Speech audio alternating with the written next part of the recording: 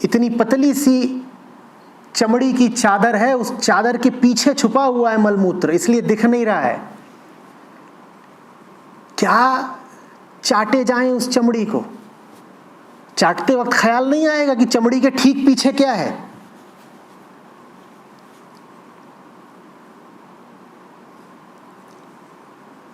जिसको ये विचार आने लग गया वो कैसे अब देह भाव में जी लेगा बताओ?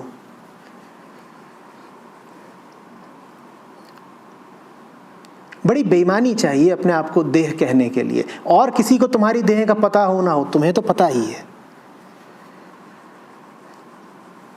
औरों से तो हम बहुत सारी चीजें छुपा जाते हैं। औरों के सामने आते हैं तो अपना आंख का कीचड़ पोंछ के आते हैं, नाखून काट लेंगे, गंदगी साफ कर लेंगे, भरी सभा में पाद भी मारेंगे तो जरा छुप के मारेंगे कि किसी को पता ना चले। पर तुम्हें तो पता ही है ना कि अभी अभी तुमने कितनी बदबू फैलाई है। तुम्हें तो अपनी देह की औकात और असलियत पता है ना। औरों से छुपा लो, तुम्हें नहीं पता है क्या?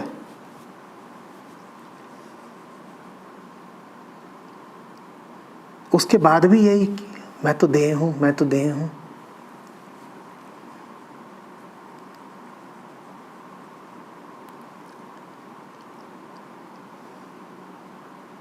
बड़ी बेईमानी की बात है ना। दूसरों को रिझाने जा रहे हो देह दिखा के, और जिसको रिझाने जा रहे हो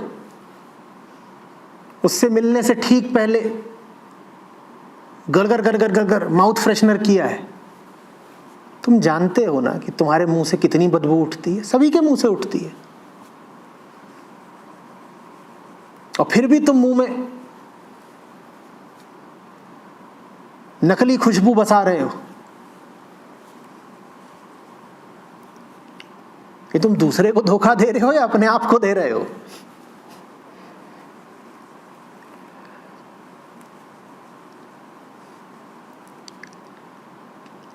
और फिर ऐसे ही रिश्ते टूटते हैं, बड़ी निराशा आती है, झटका लग जाता है। शुरू में तो दांत चमका के और कुल्ला मंजन करके और लिस्टरीन डाल के पहुंचते थे। फिर जब रिश्ता जम गया तो एक दिन ऐसे ही पहुंच गए ओनियन डोसा खा के।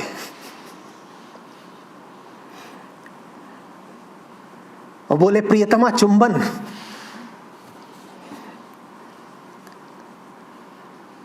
ये प्रियतमा अगर उस क्षण के बाद भी देह भाव में जिए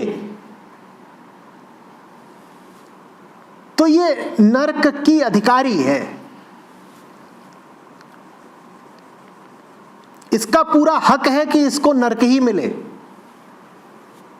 जिसे जगना होगा, जिसे चेतना होगा, वो उस क्षण में जग जाएगी, कहेगी ये है असलियत, पान खाए सैया हमार। कहते हैं सिद्धार्थ राजकुमार के साथ हुआ था ऐसा।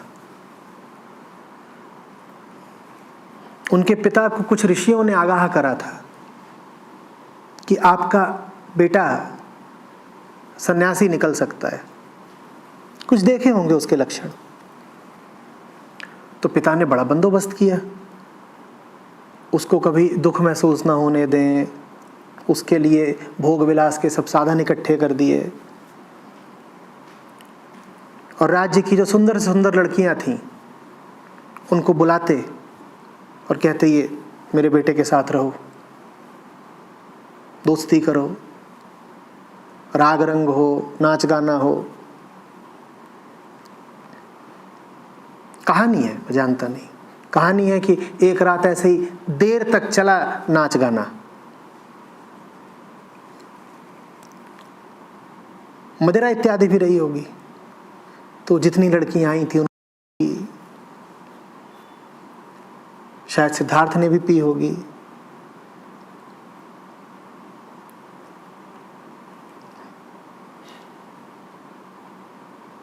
सब अपना बेहोश पड़े हैं।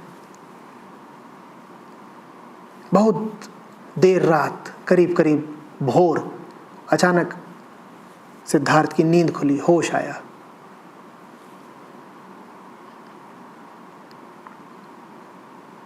और वो सब रूपसी सुंदरियां अव्वल नंबर की, उनको बुलाया गया था, अब वो सब बेहोश ढुलकी पड़ी थी। और मैं कल्पना कर रहा हूं कि सिद्धार्थ ने बिल्कुल फटी फटी आंखों से देखा होगा उनको कि कहां गया इनका रूप। किसी का पूरा काजल और जो कुछ भी मुंह पे मल रखा है, चौक खड़िया, वो सब धुला हुआ है। किसी के मुंह से लार बह रही है, किसी के सुंदर कपड़े वगैरह अस्त व्यस्त हो गए हैं, तो वो और बदसूरत लग रही है उत्तेजक लगने की जगह।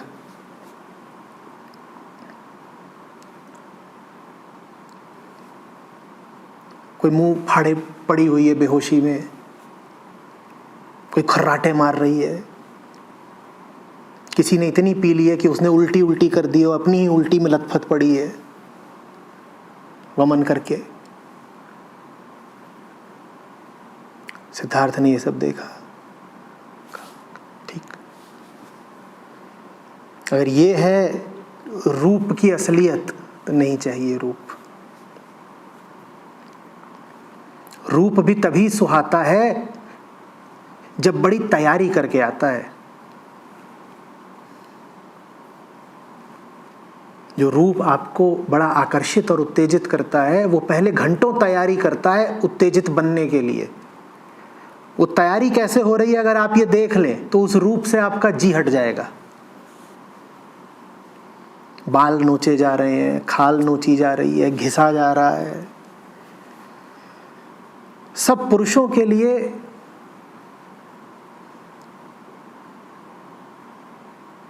निश्चित होना चाहिए कि स्त्रियों के ब्यूटी पार्लर में कम से कम 3 महीने काम करें।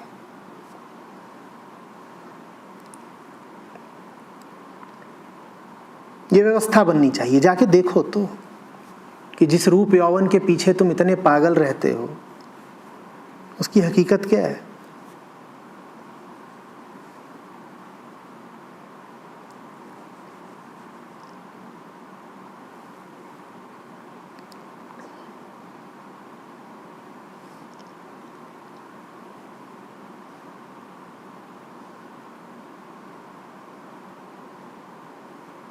जितने फल और सब्जियां रसोई में नहीं पाए जाते, उससे ज्यादा मुंह पे मले जा रहे हैं। दुनिया भर के रसायन देह पर घिसे जा रहे हैं। भौहें नोची जा रही हैं, बाल नोचे जा रहे हैं, बाल रंगे जा रहे हैं, मोम रगड़ा जा रहा है, और चीख पुकार भी मची हुई है, हाय हाय हाय हाय। आंसू भी निकल रहे हैं, पर यह कार्यक्रम होना जरूरी है ताकि देह आकर्षक प्रतीत हो सके। जिसने इस व्यापार को देख लिया, मुझे बताओ अब वो देह को कीमत कैसे देगा।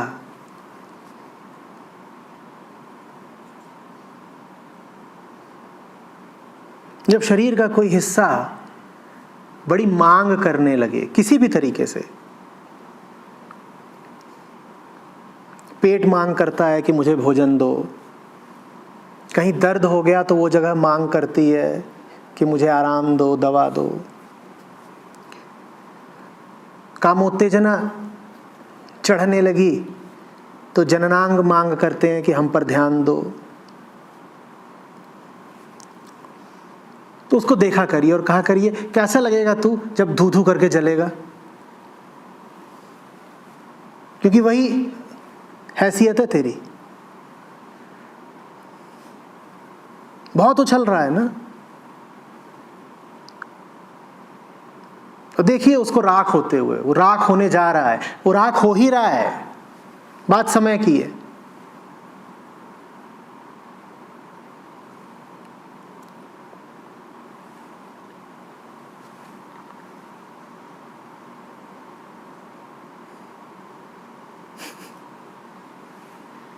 औकात राख की, बात लाख की। ये है अफसाना ए जिस्म, लाख से नीचे की बात नहीं करता, और हैसियत है राख की।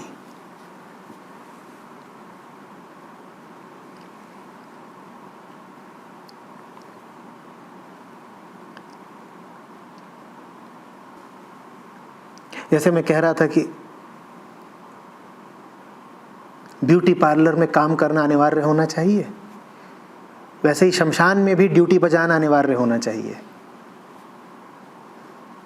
ताकि जो बातें दबी छुपी हैं वो थोड़ा सामने आए।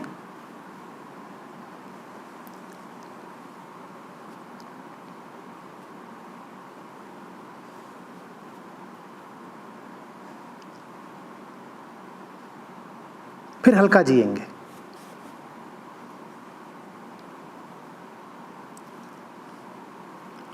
सबको महीने 2 महीने में एक आध बार मरघट का चक्कर लगाना चाहिए। भाई घर है अपना,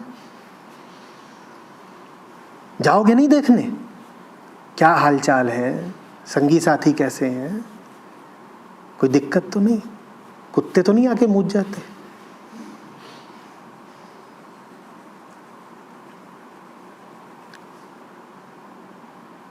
मूत जाते हैं,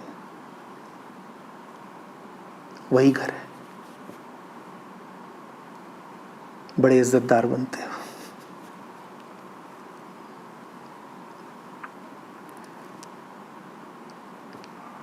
हम असल में पूरी तरह शरीर भी नहीं बने हुए हैं, हम त्वचा बने हुए हैं। शरीर में तो जो कुछ है अगर अभी आपके सामने रख दिया जाए तो उठ के भागेंगे। जब हम कहते हैं कि हम में देह भाव सघन है, तो वास्तव में वो त्वचा भाव और केश भाव होता है। खाल और बाल हमारा इनसे तादाद में होता है। अभी आपकी आंत निकाल के आपके सामने रख दी जाए फिर, और आंतों के भीतर क्या है आप जानते हैं?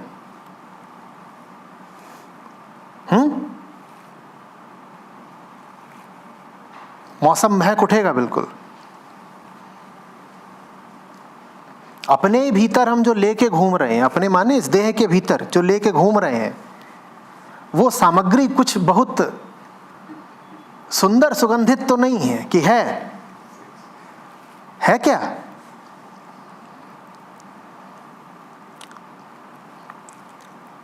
जो इन छोटी छोटी बातों पे विचार करने लगता है कि मैं क्या शरीर बन के घूम रहा हूं। शरीर बाहर से खाल है, अंदर से मलमूत्र है, मुझे मल बन के घूमना है क्या?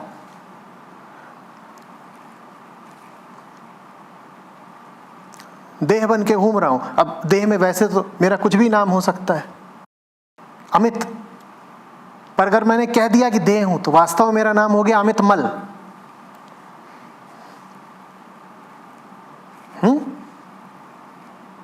आइए रोशन मल साहब, आइए अमित मल साहब।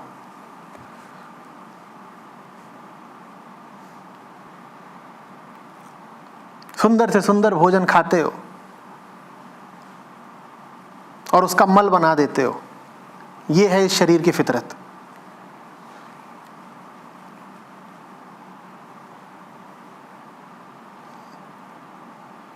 तुम शरीर कहना चाहते हो अपने आप को?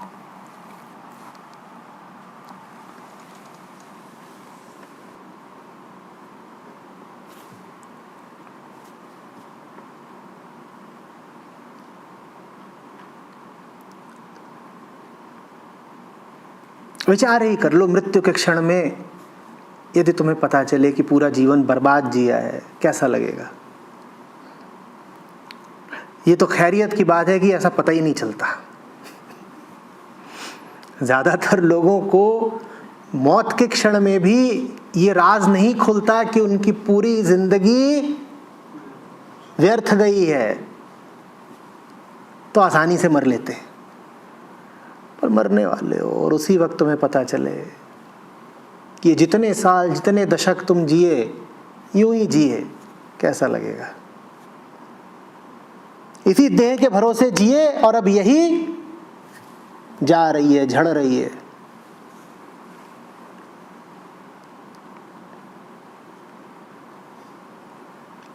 उस क्षण के खौफ से अगर बचना चाहते हो तो अभी भी जग जाओ, अभी भी समय है। तुम्हारी जिंदगी में 2 ही दिन हो तो भी अभी भी बहुत समय है, जग जाओ।